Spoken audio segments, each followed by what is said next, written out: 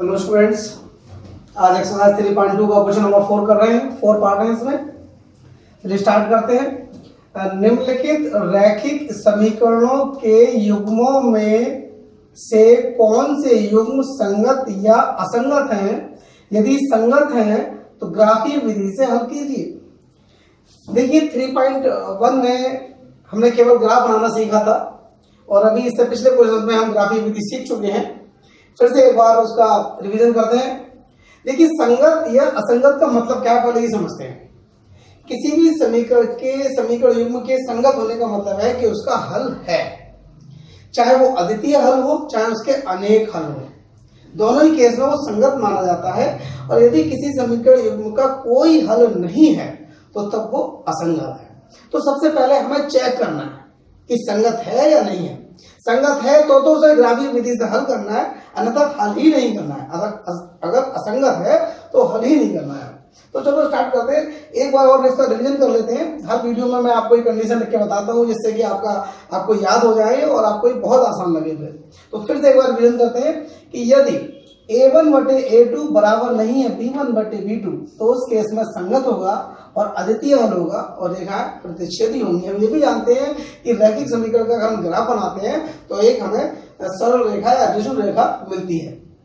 अगर a1/a2 b1/b2 c1/c2 अर्थात तीनों अनुपात बराबर हैं तो उस केस में भी संगत होगा, लेकिन हल अनेक होंगे, अपरिमित रूप से अनेक, दैट इज इनफाइनाइट सॉल्यूशन होंगे। और रेखाएं कैसी होंगी? संपाती होंगी। संपाती का मतलब होता है एक के ऊपर एक आ जाती है। अच्छा, फिर है कि यदि a1/a2 बराबर है b1/b2 लेकिन बराबर नहीं है c1/c2 तो इस केस में हमारा जो समीकरण युग्म है वो असंगत होता है। असंगत का मतलब होता है उसका कोई हल नहीं है और इस समय जो रेखाएं होती है वो समांतर होती है। समांतर का मतलब होता है कि बिल्कुल पैरेलल होती है और जैसे रेल की पटरियां वो समांतर होती है, तो उस केस में कोई हल नहीं होता है। चलिए अब स्टार्ट करते हैं 4 का फर्स्ट। सबसे पहले इनको मानक रूप में बदलने के लिए, व्यापक रूप में बदलने के लिए 5 को हम लेफ्ट में ले आएंगे और 10 को भी लेफ्ट में ले आएंगे। तो ये हमारी समीकरण हो जाएगी x + y - 5 = 0। इसे समीकरण 1 मान ले रहे हैं। और दूसरी है 2x + 2y - 10 = 0। इसे समीकरण 2 मान ले रहे हैं। अब हमें क्या है, हमें इसका व्यापक रूप पता होना चाहिए। उससे हम इसकी तुलना करेंगे और तुलना करके a1 b1 c1 और a2 b2 c2 के मान निकालेंगे। तो चलिए एक एक करके करते हैं। समीकरण 1 की तुलना, समीकरण 1 की तुलना व्यापक रैखिक समीकरण, व्यापक और रैखिक समीकरण क्या होती है? ax + by + c = 0 ये होती है। से करने पर तो हम क्या करेंगे, समीकरण 1 में तो इनको कर ले रहे हैं a1 b1 और c1 और समीकरण 2 में कर लेंगे a2 b2 c2। इससे तुलना करेंगे तो हमें मिलेगा क्या? a1 है x का गुणांक और यहाँ पर x का गुणांक कुछ भी नहीं दिख रहा है, हमें कुछ भी नहीं दिख रहा है तो हम उसे 1 तो मानेंगे ही। तो a1 हो जाएगा 1 हमारा। b1 हमारा, b1 में भी ऐसे ही 1 हो जाएगा, कुछ नहीं दिख रहा है तो 1 होता है गुणा में। और c1 तो हमें दिख रहा है -5 है, चिन्ह भी लेना होता है। इसी तरह समीकरण 2 की भी तुलना कर लेंगे। समीकरण 2 की तुलना, उसकी व्यापक समीकरण बस 2 कर लो बस यहाँ पर a2x + b2y + c2 = 0 से करने पर करेंगे तो हमें a2 मिल जाएगा। a2 क्या है? 2 और b2 क्या है? 2 और c2 क्या है? -10। अब हम इस कंडीशन को चेक करेंगे। चेक करने के लिए हमें अनुपात निकालने पड़ेंगे। तो a1/a2 बराबर हो जाएगा हमारा 1/2। a1 का मान है 1, a2 का मान है 2 और b1/b2 बराबर हो जाएगा 1/2, 1/2 दिख रहा है हमें। और c1/c2 बराबर हो जाएगा -5 बटे -10। माइनस से माइनस हट जाएगा और 5 से काट लेंगे, 5 × 5 5 दूनी 10 अर्थात 1/2। मतलब आवाज रूप में लिखना है सरल करके हमें। आप देखिए तीनों के मान 1/2 है, 1/2 1/2 1/2 अर्थात तीनों अनुपात बराबर है। और जब तीनों अनुपात बराबर होते हैं तो क्या होता है? समीकरण संगत होता है और उसके अपरिमित रूप से अनेक हल होते हैं और रेखाएं संपाती होती हैं। तो इसके लिए भी हम लिख के बता देंगे कि चूंकि A1 बटे A2 बराबर B1 बटे B2 बराबर C1 बटे C2, अर्थात क्या होगा कि युग्म संगत होगा। अतः समीकरण युग्म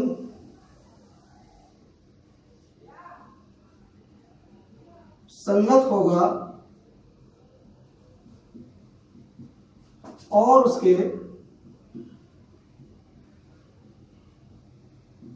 अपरिमित रूप से अनेक हल होंगे। अपरिमित रूप से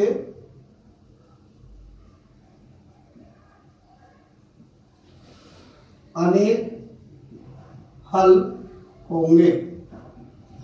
अब हल होंगे हमें पता चल गया, तो फिर हमें अब उसको ग्राफिक विधि से हल भी करना है। क्वेश्चन कह रहा है कि अगर संगत है तो ग्राफिक विधि से हल करो, अगर नहीं होता तो हम हल भी नहीं करते। हल करते भी क्यों, जब होता ही नहीं तो चलिए अब हम इसका हल करेंगे और ग्राफ बनाएंगे। ग्राफ बनाने के लिए हमें इन दोनों रेखाओं की सहायता से 3 बिंदु कम से कम निकालेंगे और उन बिंदुओं की सहायता से ग्राफ बनाएंगे। चलिए बनाते हैं। तो पहले ये मिटा देते हैं इतना। एक बात आप ध्यान से देखिए, अगर मैं समीकरण 2 में 2 से भाग कर दूं तो ये समीकरण 1 और 2 दोनों समान हो जाएंगे। देखिए 2 से भाग करता हूं समीकरण 2 में। समीकरण 2 में 2 से भाग करने पर भाग करेंगे तो ये हो जाएगा x plus y minus 5 equal to 0। अब आप देखिए समीकरण 1 और समीकरण 2 दोनों समान हो गई, कोई अंतर नहीं है, दोनों एक ही रेखा है। अर्थात एक ही रेखा को हमें ग्राफ पे बनाना है, ये इसलिए मैंने आपको दिखाया भाग करके।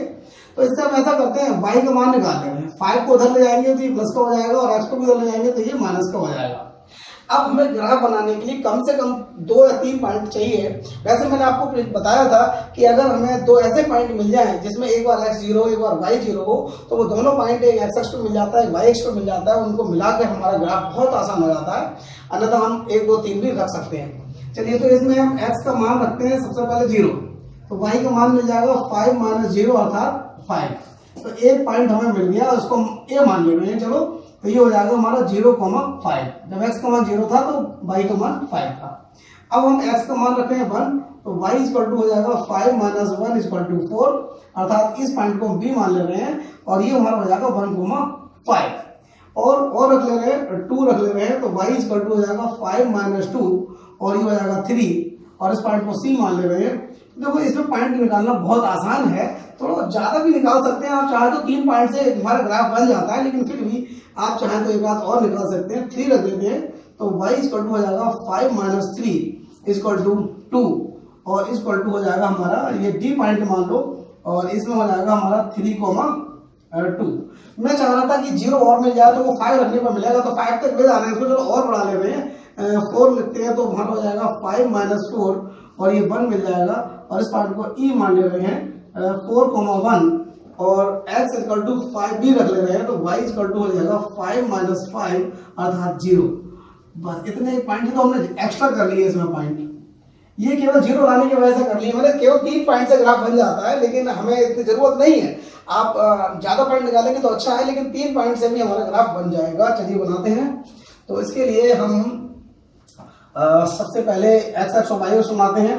देखिए ये हमारी हो गई y अक्ष, ठीक है, और एक बनाते हैं x अक्ष, ये हो गई हमारी x अक्ष और इसको बना लो मान लो y अक्ष, ठीक है। अब इस पर देखिए 5 तक जाना है हमें x और y पे, तो बराबर दूरी पर 5 पॉइंट ले लेंगे। 1 2 3 4 5 इस पर भी ले लेंगे 1 2 3 4 5। एक बात आपको और बता दें कि जैसे मैं तो इस पे बना रहा हूँ बोर्ड पे, आप लोगों को ग्राफ पे बनाना है, तो आपका जो ग्राफ है वो एकदम एग्जैक्ट आएगा, एक स्ट्रेट लाइन आएगी, सरल रेखा आएगी, बिल्कुल ठीक। एक है 0,5। देखिए जब x वाला बिंदु 0 होता है तो वो वाला बिंदु y अक्ष पर होता है, तो y अक्ष पर मतलब ये 5 पर होगा, ये वाला बिंदु ये हो गया ये हमारा। और दूसरा है 1,5। जब हम x पर 1 जाएंगे तो y पर 5 चलेंगे, तो 1 की सीध में और 5 के जाएंगे तो यहाँ पे हमारा एक पॉइंट मिल जाएगा, 1 की सीध में एक पॉइंट हमें ये मिल गया, ठीक है। और देखिए 2 पे 3 जाएंगे, तो 2 की सीध में जाएंगे 3 तक जाएंगे तो 2 की सीध में और 3 तक, तो 2 की सीध में 3 तक जाएंगे तो यहाँ पे मिलेगा लगभग पॉइंट हमें, ये इसकी सीध में आ गया हमारा। 1 पे 4 था, 1 पे 4, तो ये 1 पे 4 मिलेगा, यानी यहाँ पे 1 पे 4 का पॉइंट हमारा 1 की सीध में 4 के आ रहा है, ये मिलेगा। ठीक है, और देखिए 3 पे 2 मिलेगा। जब x पे 3 चलेंगे तो y पे 2 चलेंगे, x पे 3 चलो y पे 2 चलो, तो लगभग इसकी सीध में 3 की सीध में ये मिल गया। और 4 पे 1 मिलेगा, 4 पे 1 लगभग 1 की सीध में और 4 की सीध में लगभग ये मिल जाएगा।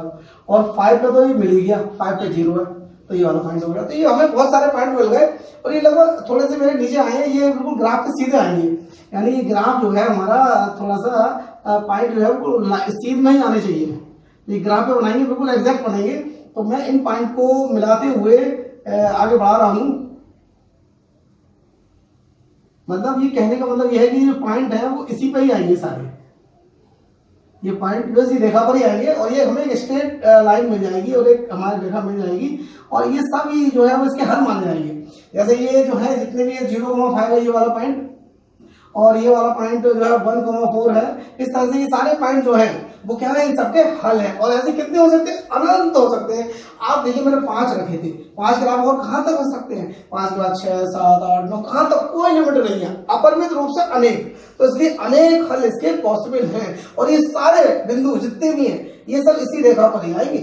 ये 1,4, अगला वाला जो है वो 2,3 है, ऐसे करके ये हमारा कौन सा है 3,2 है, और ये हमारा 4,1 है, और ये हमारा 5,0 है। हमने चारों 5 बिंदु दर्शा दिए, हालांकि जरूरत नहीं थी 5 की, केवल 3 से ही काम चल जाएगा। और बताऊंगा आपको केवल 2 से, एक बिंदु ये है 5,0 और एक है ये 0, इन दोनों को मिला दो रेखा मिल गई। ये तो मैंने सरल एक्सेल, मतलब ये रेखा जो समीकरण थी वो सरल थी, इसलिए 5 पॉइंट निकाल दिए, तो हमारा ये क्वेश्चन कंप्लीट हो गया। और ये हमारा देखेंगे ये सभी जो है वो हल है, इसके ग्राफ बना के दिखा दिया, बस ये हो गया कंप्लीट। अब इसका अगला पार्ट करते हैं।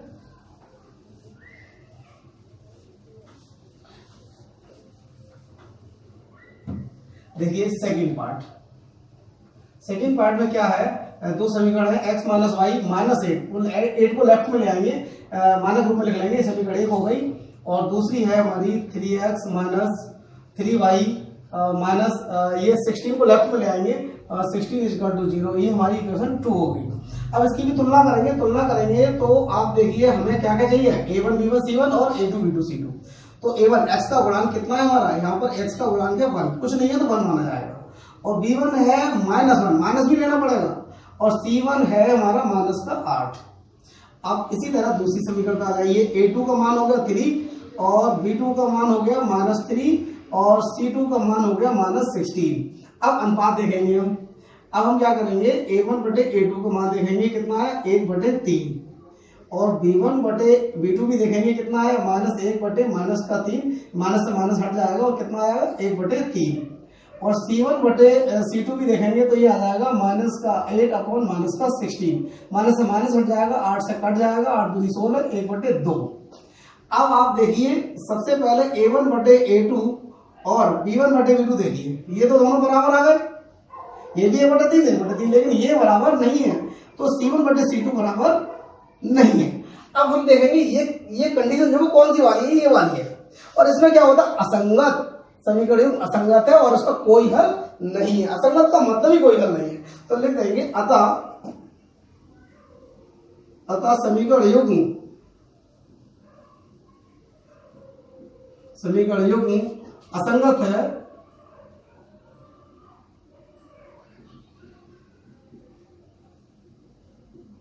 और इसका कोई हल नहीं होगा, और इसका कोई हल नहीं होगा। तो बहुत आसान था, अगर असंगत आ गया तो कुछ करना ही नहीं है, बस इतना छोड़ दिया, हो गया, आंसर आ गया। अगर हल संगत होता तो आगे करते ग्राफिक विधि से, तो इसका आंसर आ गया हमारा। अब हम करते हैं थर्ड पार्ट। तो थर्ड पार्ट में हम देखते हैं क्या है, समीकरण को फिर मानक रूप में लिखेंगे। तो अब खुद ही मानक रूप में लिखी हुई है, 2x plus y minus 6 equal to 0, इसे समीकरण 1 मान लिया हमने। और दूसरी है हमारी 4x minus 2y minus 4 equal to 0, इसे समीकरण हमने 2 मान ली। अब आप देखिए इसको फिर कंपेयर करो और A1 B1 C1 और इसके सबके मान निकालो, फिर अनुपात से हम चेक करेंगे कि संगत है या असंगत है। तो यहाँ पे लिखेंगे, देखिए A1 का मान 2 है, B1 का मान 1 है, C1 का मान -6 है, मैं लिख दे रहा हूँ। और A2 हमारा 4 है, B2 हमारा -2 है और C2 हमारा -4 है। तो ये मैं यहाँ लिख दे रहा हूँ, A1 का मान 2 है, B1 का मान 1 है और C1 का मान -6 है। इसी तरह A2 हमारा 4 है और B2 हमारा -2 है और C2 हमारा -4 है। चलिए अब हम क्या करेंगे, A1 बटे A2 का मान निकाल के देखेंगे कितना आया, और ये कट जाएगा और ये आ जाएगा 1/2। इसी तरह B1 बटे B2 का मान चेक करेंगे 1/-2, और इसी तरह C1 बटे C2 चेक करेंगे -6/-4, माइनस से माइनस कट जाएगा, 2 से भी कट जाएंगे, 2 3 6 और 2 दूनी 4, और इस तरह से ये आ जाएगा 3/2। अब आप देखिए सबसे पहले दोनों को चेक कर लीजिए, ये दोनों बराबर नहीं है, ये प्लस का 1/2 है, ये माइनस का 1/2 है। तो सबसे पहले लिख दीजिए आप A1 बटे A2 बराबर नहीं है B1 बटे B2। अब उसकी C वाले की जरूरत ही नहीं है, क्योंकि पहले में केवल 2 ही है। अगर ये दोनों बराबर नहीं है तो देखो ये C वाला बराबर है या नहीं है। तो इस केस में हम ये तो कह सकते हैं कि समीकरण एक संगत होगा और उसका अद्वितीय हल होगा, और होगा तो हम उसे ग्राफिक विधि से निकाल के दिखाएंगे। तो लिख देंगे अतः दिए हुए समीकरण युग्म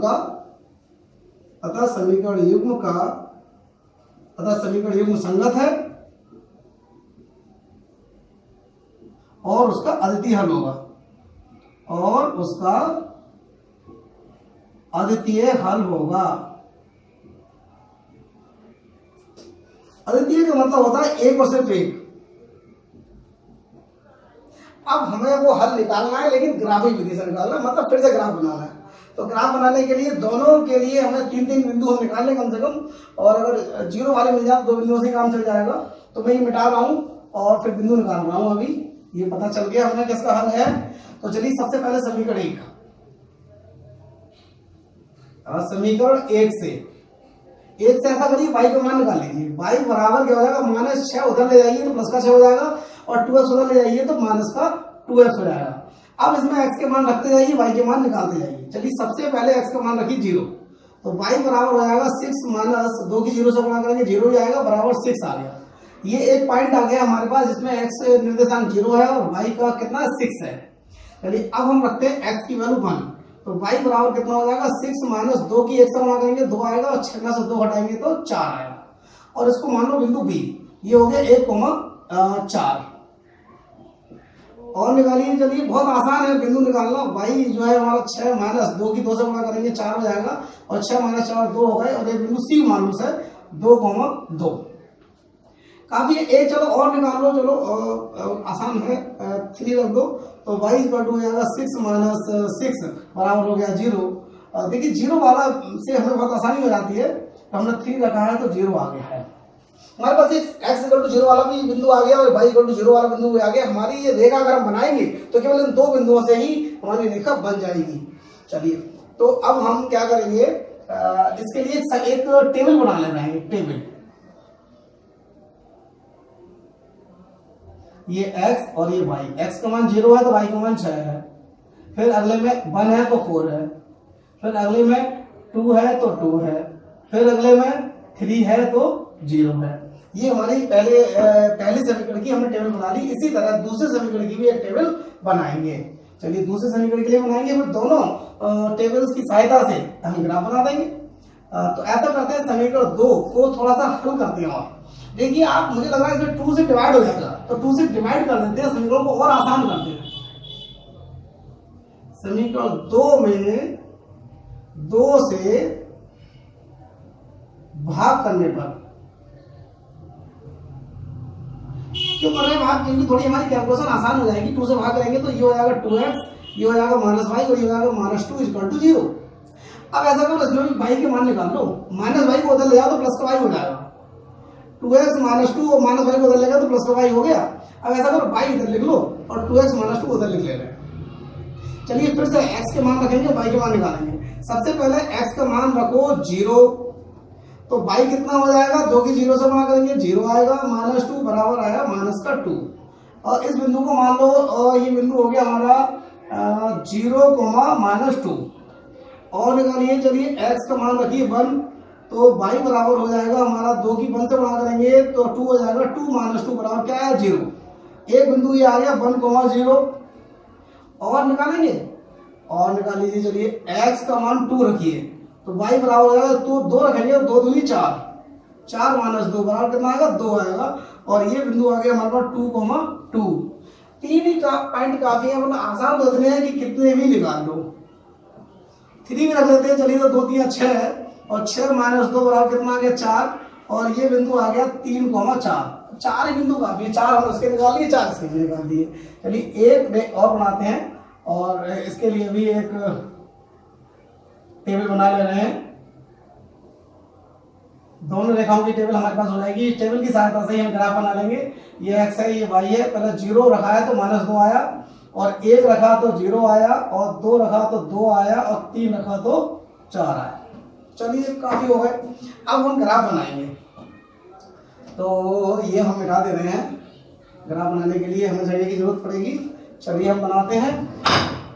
ये हमारा हो गई y एक्सिस, y अक्ष हो गई और ये हो गई हमारी x अक्ष हो गई। ये थोड़ा सा नीचे बनाते हैं।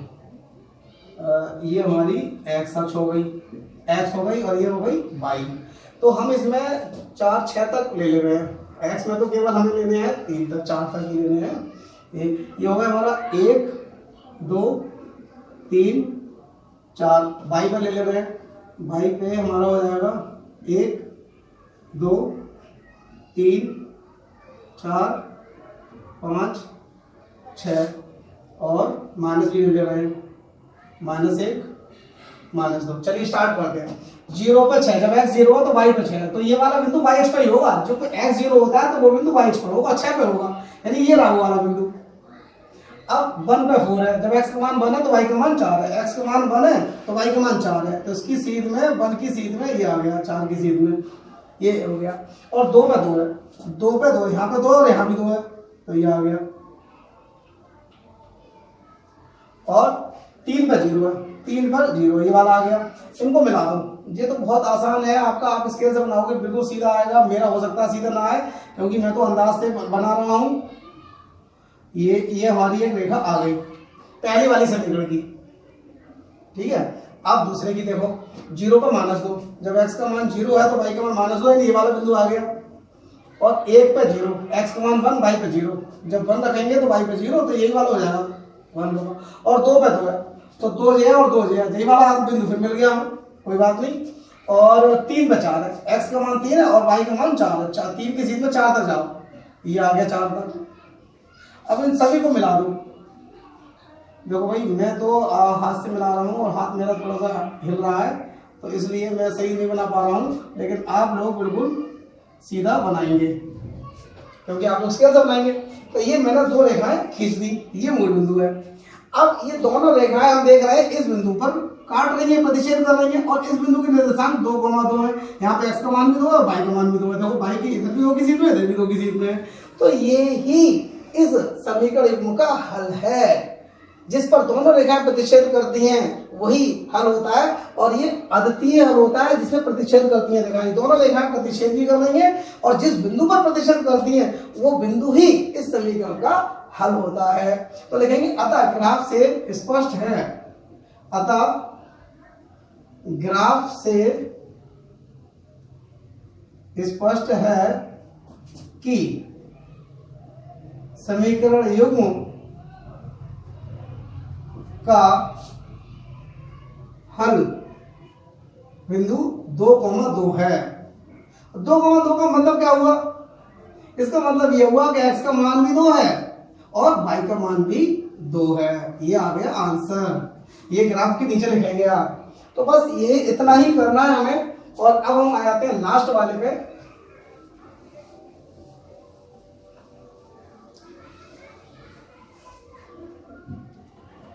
चलिए 4 पे बात करते हैं। और 4 में हमें दे रखा है 2x - 2y - 2 = 0। ये समीकरण 1 हो गई। और दूसरी है 4x - 4y - 5 = 0। ये समीकरण 2 हो गई। चलिए यहाँ पर वही हम मानक समीकरण से तुलना करके मान लेते रहे। a1 का मान कितना है 2 और B1 का मान कितना है -2 और C1 का मान कितना है -2 और A2 कितना है 4, B2 कितना है -4 और C2 कितना है -5। अब सबसे पहले चेक कर ले कि संगत है या नहीं है। संगत होगा तभी तो हल करेंगे, अन्यथा तो लिख देंगे असंगत है और कोई हल नहीं है। तो चलिए सबसे पहले हम A1 बटे A2 चेक करते हैं। ये हो जाएगा 2/4 और 2 से कट जाएंगे और ये कितना आ जाएगा 1/2। अब B1 बटे B2 निकालते हैं। B1 कितना है -2 और B2 कितना -4 और माइनस से माइनस प्लस हो जाएगा और 2 दूनी 4 ही कट जाएंगे, कितना आ गया 1/2। और C1 बटे C2 भी चेक कर ले रहे हैं, -2/-5 माइनस से माइनस हट जाएंगे और ये कितना आ जाएगा 2/5। देखिए पहले दोनों रेशो बराबर है, दोनों का मान 1/2 है, लेकिन तीसरा बराबर नहीं है। तो पहले स्वाद को लिखिए कि A1 बटे A2 बराबर है B1 बटे B2 के, लेकिन बराबर नहीं है C1 बटे C2 के। और ये कंडीशन किसकी है? तीसरी वाली है। इसका मतलब क्या है? समीकरण युग्म असंगत है और इसका कोई हल नहीं है। तो लिखेंगे अतः ये समीकरण युग्म